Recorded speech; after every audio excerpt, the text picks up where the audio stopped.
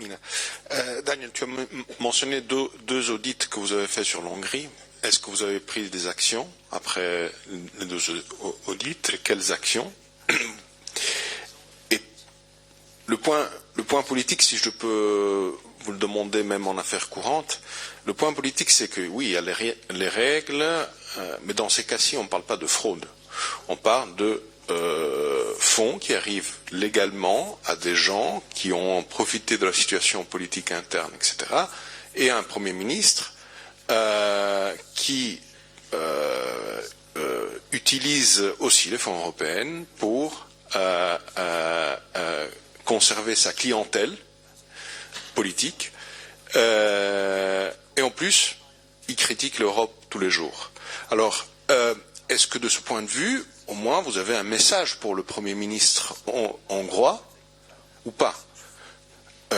Si on sort des technicalités, des règles, etc., est-ce qu'il y a un message de la Commission européenne sur le fait que le Premier ministre hongrois utilise des fonds, pas seulement agricoles, mais aussi structurels, on a vu d'autres articles de presse, etc., pour maintenir une clientèle politique et, en plus, attaquer l'Union européenne? Merci.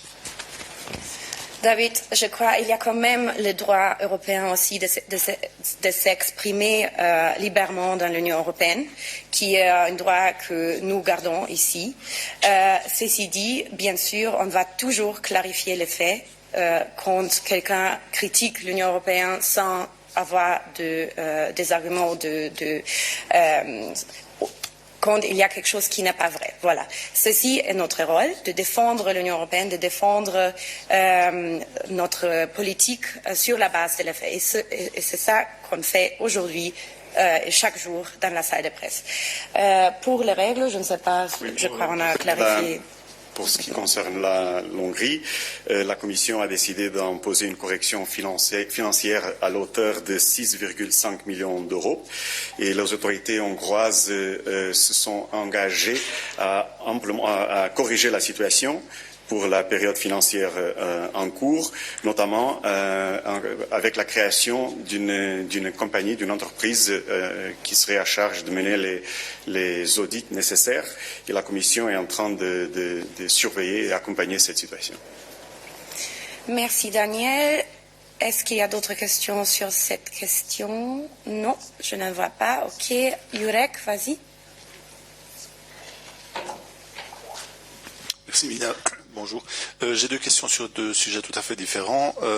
L'une est sur la transition et la nouvelle commission von der Leyen, et l'autre, j'ai lu une autre aujourd'hui révélation intéressante de EU Observer sur le fait que Atos, la société anciennement dirigée par Thierry Breton, aurait hébergé des morceaux du fichier SIS Schengen via le Royaume-Uni, donc qui aurait apparemment irrégulièrement prélevé et stocké des morceaux du fichier donc Schengen Information Systems.